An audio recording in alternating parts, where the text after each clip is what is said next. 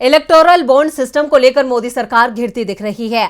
RBI की आपत्तियों के बावजूद केंद्र के इस सिस्टम को लागू करने पर पहले से ही विपक्ष सवाल उठा रहा था, तो वहीं अब ये मामला सुप्रीम कोर्ट पहुंच चुका है और इस मामले को लेकर मंगलवार से सुप्रीम कोर्ट में सुनवाई शुरू हो चुकी है।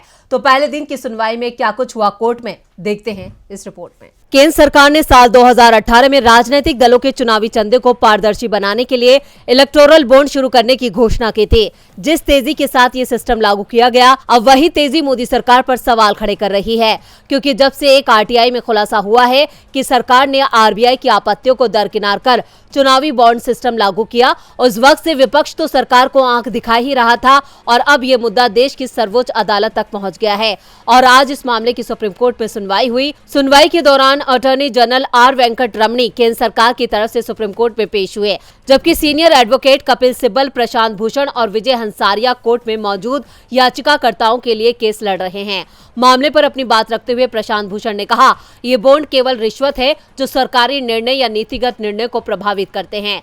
केंद्रीय सत्तारूढ़ दल को कुल योगदान का 60% से अधिक मिला है और दूसरे लोग इससे दूर रहे। अगर किसी नागरिक को उम्मीदवारों, उनकी संपत्ति, देनदारियों और उनके आपराधिक इतिहास के बारे में जानने का अधिकार है, तो नागरिकों को ये भी जानने का अधिकार है कि इन राजनीतिक दलों को कौन फंड कर रहा है। पार्टियों को 10वीं अनुसूची के तहत भी अधिकार है।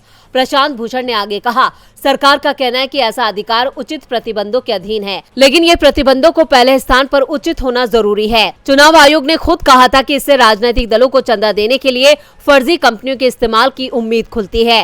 राजनीतिक दलों के पास शेल कंपनियों के माध्यम से काला धन आ रहा है। केवल एसबीआई और लॉ इन्फोर्समेंट एजेंसियों को ही फंडिंग के सोर्स के बारे में पता चलेगा और ये पूरी तरह से नागरिकों के अधिकार को खत्म करता है। इलेक्शन कमीशन ने इस योजना पर कड़ी आपत्ति जताई थी।